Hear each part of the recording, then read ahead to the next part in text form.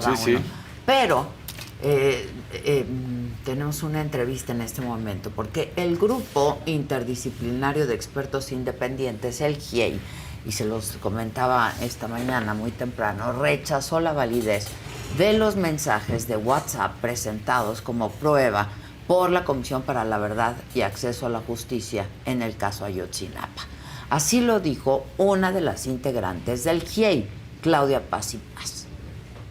Estas capturas de pantalla de conversaciones a través de WhatsApp no fueron conocidas por el GIEI hasta el momento en que se entregó este informe. Nosotros encargamos un peritaje informático forense del material que nos fue proporcionado por COBAG, de cuyos resultados vamos a dar cuenta en este momento, y que llevan a considerar esta evidencia como inconsistente y que además de ello no puede ser considerada como tal en un proceso judicial.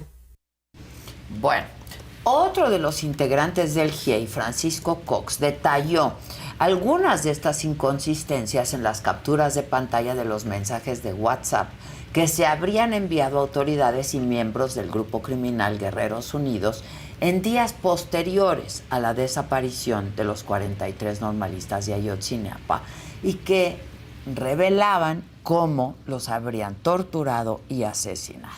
Es Francisco Cox. De acuerdo con el análisis realizado de los ficheros entregados como evidencia digital, se determina que no es posible garantizar la originalidad de los mensajes que fueron capturados en imágenes o mediante registro fotográfico, ya que no se puede determinar mediante el estudio de la metadata de los ficheros su autenticidad, dado que no es posible verificar la fecha de creación original del mensaje mediante la herramienta Exit. Y en la mañanera de hoy, el presidente dijo que los expertos del GIEI ayudaron mucho, sobre todo para demostrar que se había fabricado lo de la llamada verdad histórica. Y defendió así la labor del subsecretario Alejandro Encinas, quien encabeza esta Comisión de la Verdad. Tenemos toda la confianza a Alejandro Encinas. Es un hombre íntegro, recto, incapaz de falsear información. Y se tienen todos los elementos para sostener la investigación. Y se van a seguir haciendo averiguaciones y se va a ir consolidando, fortaleciendo esta investigación. Y justo para hablar de este tema es que nos vamos a enlazar vía Zoom con Pablo Ferri, periodista del diario El País y además alguien que ha seguido muy de cerca todas estas investigaciones y todo lo ocurrido desde aquel trágico episodio de nuestra historia. Pablo, ¿cómo estás? Te agradezco mucho por atender esta llamada. ¿Qué tal, Adela? Buenos días. Oye, Pablo, pues de entrada, ayer el GIEI se pronuncia sobre este paquete que son pues más de 460 capturas de pantalla, ¿no? Dice que no hay manera de verificar que sean reales todas, al menos. ¿Qué significa todo esto que estamos viendo? ¿Qué significa para el caso, Pablo? Bueno, yo creo que es importante poner algo de contexto porque en un caso laberíntico como este que lleva tantos años es muy fácil perderse. Quiero decir, recordemos que todo esto nace del ataque contra un grupo de estudiantes de una escuela normal rural en septiembre de 2014 en Iguala, en Guerrero, que el ataque es perpetrado por un grupo criminal que se llama Guerreros Unidos, que en la época trabajaba en esa zona del estado de Guerrero traficando heroína hasta Estados Unidos, concretamente hasta la parte de Chicago. Este grupo criminal Guerreros Unidos es ayudado por diferentes autoridades desde el nivel local hasta el nivel federal. Y durante los años del gobierno de Enrique Peña Nieto, o sea, desde el 14 que ocurre el ataque hasta el 18 que finaliza su administración, lo que se denunció por parte del grupo de expertos que ahora escuchábamos y por parte de otros grupos de investigadores fuera del ámbito gubernamental. Independientes, claro. Uh-huh. Sí, fue que el trabajo de la antigua PGR había sido más que defectuoso, había sido un intento por fabricar un relato que con el tiempo se ha visto que no se sostiene. Es lo que la audiencia recordará como la verdad histórica, aquella versión en la que los estudiantes habían sido asesinados, quemados en un basurero y sus restos arrojados a un río cercano de allá, ¿no? A partir del 18, cuando llega López Obrador, se crea la Comisión Presidencial para investigar el caso de manera paralela a la creación de una unidad especial dentro de la Fiscalía General de la República, que es la encargada de judicializar todo este asunto y pedir detenciones, conseguirlas, llegar a juicio con los detenidos, conseguir condenas, etc. Y paralelamente hay una tercera pata, que es el Grupo Interdisciplinario de Expertos Independientes, el GIEI, que ayer presentó su último informe antes de concluir su mandato, y que todos juntos tenían que empujar, en teoría, en la misma dirección, averiguar qué pasó finalmente con los 43 estudiantes desaparecidos, ¿no? Uh-huh. En este contexto, y esto será solo el contexto, pero pienso que es importante, en este contexto, a partir de agosto de este año, o sea, poco más de 3 años después de que iniciara el nuevo periodo de investigaciones, todo se desequilibra de una forma un tanto extraña. Y ahora explico por qué. El 18 de agosto, la Comisión Presidencial presenta un informe de los trabajos realizados en los 3 años que lleva existiendo, y dentro de ese informe aparece una batería de pruebas, las famosas capturas de pantalla, 467 capturas de pantalla de mensajes intercambiados supuestamente entre presuntos integrantes de la red criminal de Igual, o sea, Guerreros Unidos y sus contrapartes en las autoridades, desde militares a policías, etc. Es correcto. Esto llama mucho la atención al GIEI, al grupo de expertos independientes, y también a los abogados de las familias del Centro de Derechos Humanos Miguel Agustín Pro, porque hasta entonces no sabían de la existencia de estas capturas de pantalla. Y hasta entonces, en estos 3 años, la lógica de trabajo de las 3 patas investigativas había sido colaborativa. Entonces, este movimiento extraña tanto al GIEI como a los abogados de las familias. Piden, molestos por no haber visto antes toda esta evidencia. Nunca se les mostró antes. No, nunca se les mostró, y esto ha sido parte del problema, yo creo, porque resquebraja la confianza creada estos años, ¿no? Ya. Entonces ellos reciben la evidencia en memorias USB y demás. El GIEI encarga un peritaje a una persona fuera de México que nada que ver con el asunto, y el peritaje muestra que no hay pruebas para garantizar, o sea, no hay elementos para garantizar la veracidad de las capturas de pantalla. Esto no significa que sean falsos, significa que no se puede corroborar que sean verdad. Okay. Esto es un poco lo que vino a decir ayer el GIEI. Pero bueno, al final esto es el final, valga la redundancia, de un par de meses y medio, casi 3 meses de puro frenesí, ¿no? O sea, la comisión presenta su informe a mediados de agosto. Hoy en El País explicamos que este movimiento de la comisión responde a este empuje por parte del presidente López Obrador de cerrar el caso lo antes posible.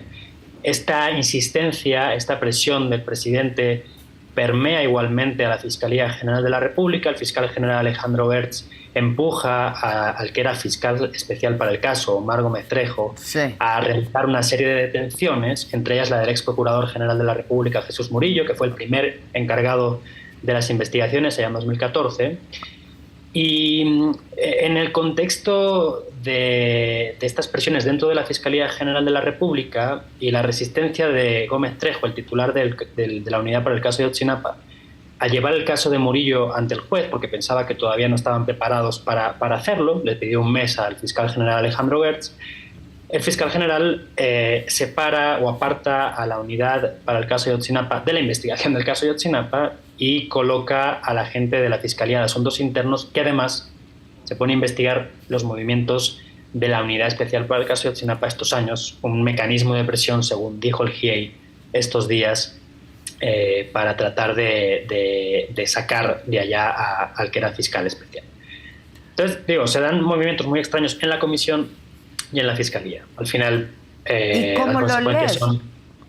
Sí, perdón. ¿Cómo lo lees todo esto, Pablo? Es decir, el hecho de que pues la comisión que encabeza Alejandro Encinas no comparte las capturas de pantalla con el GIEI ni tampoco con los familiares, esta cosa que no acabamos de entender entre la comisión y el fiscal Gertz Manero, en fin, ¿cómo lees todo esto? Bueno, lo de la comisión y este extraño movimiento de no compartir información que habían conseguido, yo personalmente la achaco al celo de los investigadores, ¿no? Que es algo relativamente entendible. Es decir, si yo estoy investigando una cosa compitiendo amistosamente con otros dos grupos y consigo algo que se supone que está muy bien y que puede resolver parte de las incógnitas de un caso tan complejo, pues puede que me surja cierto celo de destacar. Puede ser por ahí. Así lo podemos interpretar. No creo que tenga que ver con nada más. No creo que tenga que ver con un intento de desestabilizar, aunque la consecuencia desde luego es esa, ¿no? Pero mi lectura es esa, ¿no? Y luego a mí me gustaría recordar que la verdad es que el trabajo conjunto de los tres equipos de investigación estos años ha sido bastante bueno, ¿no? O sea, recordemos que al 2018 llegábamos con el caso estancado desde hacía años. Se habían encontrado restos de uno de los 43, hallazgo cuestionado por parte de las familias de los 43 y por parte del equipo de peritos que les han apoyado estos años, el equipo argentino de antropología forense, porque pensaban que habían plantado esos huesos en el lugar donde a la vieja PGR le convenía para cerrar su teoría del caso, ¿no? Un montaje que, por cierto, ahora tanto la Fiscalía como la Comisión asumen que fue cierto. Pero bueno, después de eso se han hallado restos de dos de los muchachos en un lugar distinto de los escenarios que aparecían en la vieja narrativa. Se ha conseguido información por parte de la Secretaría de la Defensa que no conocíamos antes. Se han hecho decenas de jornadas de búsqueda en Guerrero, sobre todo cerca de Iguala, pero también en otras partes del estado. Se ha conseguido más información de la investigación que había abierto la DEA en Estados Unidos sobre el grupo Guerreros Unidos en la época, porque Guerreros Unidos, recuerdo, tenía su patita allá en Illinois, en Chicago.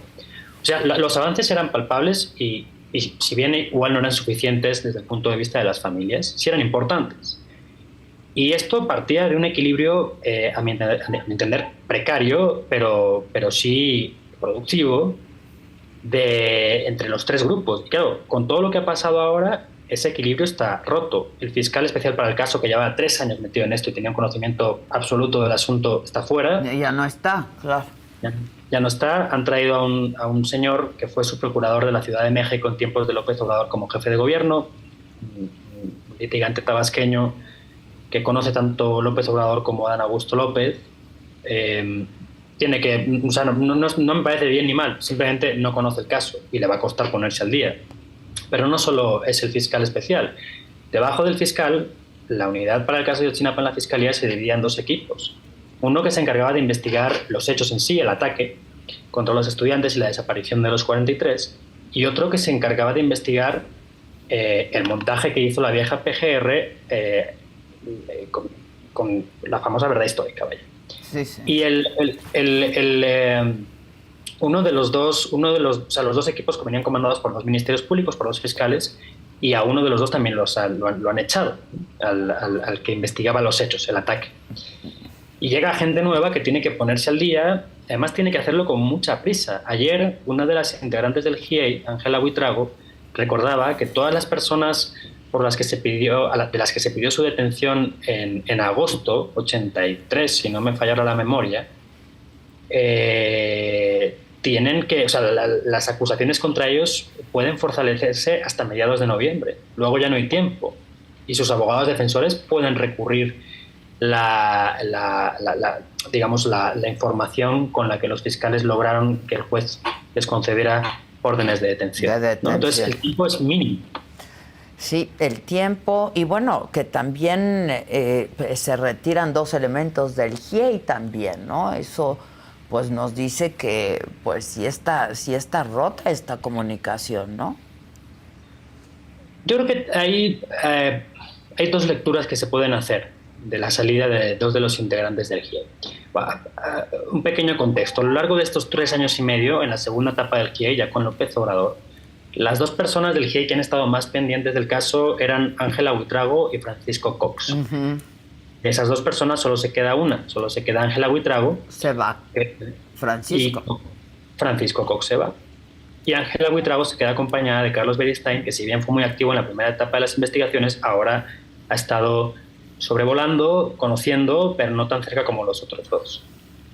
Esto lo digo porque hay que tener en cuenta las capacidades del futuro GIEI o el futuro mecanismo de seguimiento en que se ha convertido el GIEI, ¿no? Pero bueno, dicho esto, ¿qué implica o cuáles son las lecturas de la salida de 2 de los 4 del GIEI? Por un lado, una diferencia de criterios sobre los pasos a seguir, ¿no? O sea, el GIEI acababa su mandato después de haber sido prorrogado varias veces el 31 de octubre, o sea, ayer.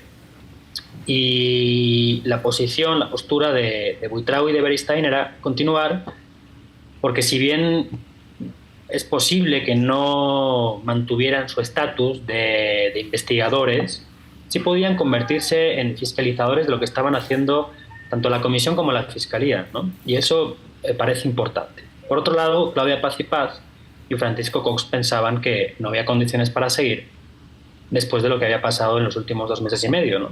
La falta de esto de no compartir información por parte de la Comisión antes de entregar su informe, esta presión de Alejandro Gersmanero contra su fiscal especial, sacándolo del caso, abriendo una investigación interna, uh-huh.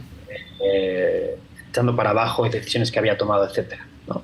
Entonces, bueno, lejos de tomar una decisión grupal de todos o ninguno, decidieron que, bueno, podían convertirse en un mecanismo de seguimiento, como ya ocurrió en los años de Peña Nieto, cuando el GIEI deja o concluye su mandato, sí, y seguir pendientes, pero quizá ya no con este papel tan importante en la investigación. Pues, híjoles, pues seguimos con más preguntas que respuestas, ¿no? Esta mañana el presidente López Obrador, yo lo escuché y defendió no solamente a Alejandro Encinas, presidente de esta comisión, sino a las pruebas que se presentaron, porque dijo que son todas reales y todas absolutamente sólidas, ¿no? Entonces, pues estamos frente, quién sabe a qué. Bueno, el presidente, yo creo que dice cosas que se alejan del detalle y por tanto no son del todo ciertas. No sé si consciente o inconscientemente, pero mi percepción es esa. Es un hecho que las capturas de pantalla, desde un punto de vista procesal, no van a funcionar. Es decir, no van a motivar o alimentar un pliego, una acusación de la Fiscalía, claro, contra alguien, porque no pueden ser verificadas, no sirven como prueba, claro, en un proceso judicial. Claro. Ahora, hay otras pruebas, y eso es cierto, ¿no? Y lo ha dicho Alejandro Encinas en estas semanas. Para mí las más importantes, o de las más importantes ahora mismo, son la nueva batería de los chats de integrantes de Guerreros Unidos que fue acumulando la DEA a lo largo de los años en la época del ataque, ¿no? Hasta este sexenio se contaba con parte de esa información, pero es cierto que la insistencia de López Obrador, y parece ser que la intervención de Kamala Harris, la vicepresidenta de Estados Unidos, generó las condiciones para que se diera un nuevo envío de material desde la oficina de la DEA en Chicago a la Fiscalía General de la República en México, ¿no? Y esos chats son importantes porque permiten entender mucho mejor la relación de Guerreros Unidos con las autoridades mexicanas en la época en la zona, y no solo con las policías municipales de Iguala, Cocula, Huitzuco, Tepecuacuilco, etc. Estamos hablando también del Ejército, estamos hablando también de la Procuraduría del Estado de Guerrero, o sea, diferentes autoridades. Bueno. Y esto lo digo porque, si me permites un minuto, Adela, lo digo porque desde la detención del general José Rodríguez, que era comandante del 27 Batallón de Infantería, uno de los 2 que funcionaba en la época en Iguala, se ha querido vender la idea, por parte, entiendo, de sus abogados y de su círculo mediático, de que Rodríguez está en prisión por culpa de Encinas, porque en el informe es verdad que parte de estas capturas de pantalla de las que hemos hablado todo este rato sacan a Rodríguez presuntamente ordenando el asesinato de 6 de los 43 que habrían estado varios días cautivos después del ataque. Que fue detenido hace, ¿qué? Un par de meses, el mes pasado, ¿no? Él fue detenido, no recuerdo exactamente el día, pero sí, ponle tú un mes y medio. Ok. Pero, o sea, esto es una falacia. O sea, este señor no está preso acusado de homicidio. Este señor no está preso basado en ninguna información del informe de Encinas. Con lo cual la acusación contra él no peligra. Ni es una especie de persecución política como han querido ver. Porque la acusación contra él nace precisamente de los chats de Chicago y de testimonios de testigos, ¿no? Y él está acusado de delincuencia organizada. Entonces, claro, yo creo que conviene aclarar todos estos puntos porque hay tanta información y da tantas vueltas todo tan rápido que resulta muy complicado entender y es muy fácil introducir ideas erróneas o falsas directamente. Ya. Bueno, pues yo insisto en que seguimos con muchas preguntas, ¿no? Es uno de estos casos que no nos dan las respuestas que estamos esperando todos los mexicanos, sin duda. Te agradezco mucho, mi querido Pablo, y estemos en contacto. Gracias. Claro que sí, ha sido un gusto. Gracias, Pablo. Igualmente, siempre. Gracias. Híjoles, pues sí. Siento que estamos igual o peor, más confundidos. Es que sí, siempre. ¿No? Los chats los hizo el que se los hace al aire. Es que casi. En fin.